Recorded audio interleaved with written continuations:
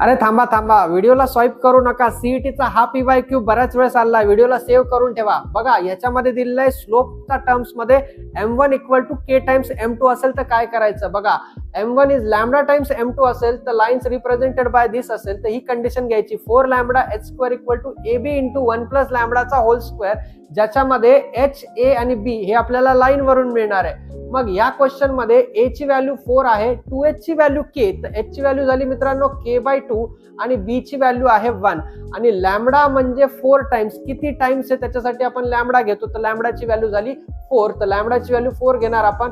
मग आपण कंडिशन लावतोय 4 into lambda h square equal to ab into 1 plus लॅमडाचा होल स्क्वेअर, तर 4 इंटू लॅमडाची व्हॅल्यू 4, h स्क्वेअर म्हणजे k square by 4 equal to ab म्हणजे 4 इंटू 1 4 आणि परत 1 प्लस लॅमडाची व्हॅल्यू जर 4 घेतली तर 1 प्लस 4 चा होल स्क्वेअर, 4 याच्यासोबत गेला, 4 याच्यासोबत सुद्धा गेला, k स्क्वेअर इक्वल टू 5 चा होल स्क्वेअर म्हणजे k ची व्हॅल्यू झाली 5. शेवटची स्टेप महत्वाची.